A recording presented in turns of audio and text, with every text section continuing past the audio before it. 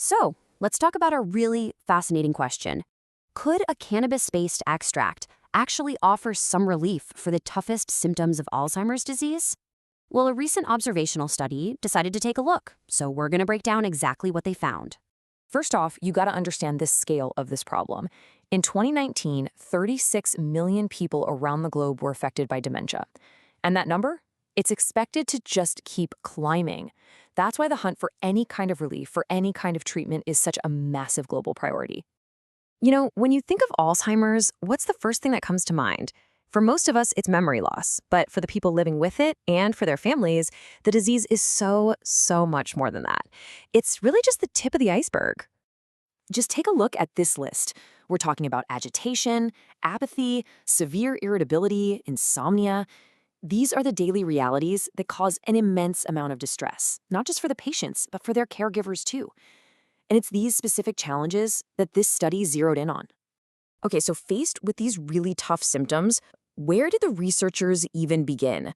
Well, they turned down a pretty unconventional path. They looked at the active components in the cannabis plant, which are known as cannabinoids. The two big players here are compounds you've probably heard of, THC and CBD. The really interesting thing is how they interact with our body's own internal systems. You can kind of think of them like keys that are designed to fit into very specific locks inside our brains. And there's some evidence that suggests unlocking them might actually have protective qualities for our neurons. So if THC and CBD are the keys, then these are the locks, the CB1 and CB2 receptors in our brain. CB1 receptors, for instance, help regulate all the signals firing back and forth and seem to play a protective role. So the big idea here, the theory, is that by activating these receptors, cannabinoids might help fight back against some of the damage that Alzheimer's causes. So that's the theory. But how do you actually test something like that? Let's dive into the method the researchers used for their observational study. The study was pretty small, just a group of 30 patients between 65 and 90 years old. But here's the really critical detail to remember. The majority of them, 18 out of the 30, were already in the severe stage of Alzheimer's. So we're talking about a group that was already facing some of the most significant challenges of this disease. For 12 weeks, the patients were given an oil-based cannabis extract. And they didn't just jump right in. It was a really careful process. They started with a low dose, slowly ramped it up over a few weeks to a maximum level, and then gently tapered it back down again. Okay, so we've got the why and the how covered. Now for the part you've been waiting for. What did they actually find out? Let's get into the results. I know this chart looks a little busy, but the story here is actually pretty simple. Just look at the colors. The blue bars are the symptom levels before treatment, and the orange bars are after. Just look at the massive drop in those orange bars for agitation, apathy, and irritability. And maybe the most telling one of all, look at that last bar on the right, caregiver upset.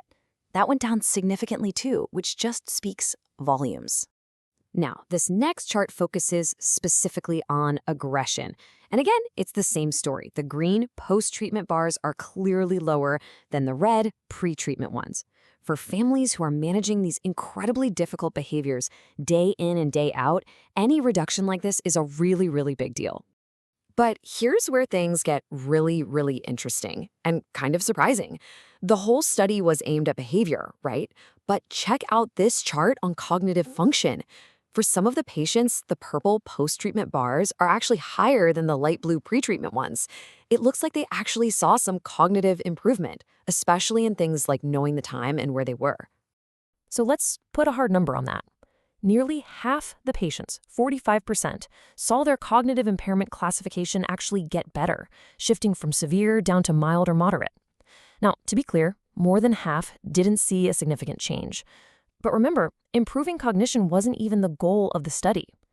So this was a pretty remarkable and unexpected find. And, you know, the numbers and charts are one thing, but then you hear what the caregivers had to say.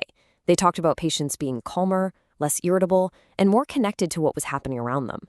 Some even said they started laughing and smiling again in a way that felt, well, more like their old selves. That's powerful stuff. So these results sound amazing, right? But in science, context is everything. So for this last part, we need to take a step back and look at the big picture to really understand what these results mean and what they don't. And really, the researchers themselves give us the most important piece of context. They call their own work an anecdotal, spontaneous, and observational study. Now, those are very specific, carefully chosen words. They're basically telling us, hey, this is an early look, an interesting observation, not the final answer. And they're totally upfront about the study's weaknesses. It was a really small group, just 30 people. And here's the big one. There was no control group, no placebo. That means we can't be 100% sure these effects weren't just a coincidence or wishful thinking. So you have to keep all of that in mind when you look at the results. So what's the bottom line here? This study is a starting point. It is absolutely not a conclusion. It does not present a cure for Alzheimer's. What it is, though, is a really fascinating signal, a piece of preliminary evidence that strongly suggests, hey, we should probably look into this a lot more seriously. And that really leaves us with the big question, doesn't it? Could this small observational report be the first vital step towards something much bigger? It certainly raises the tantalizing possibility that cannabinoids could open up a whole new pathway for easing some of Alzheimer's most devastating symptoms. And it makes a really compelling case that, yeah, this is a path that's definitely worth exploring.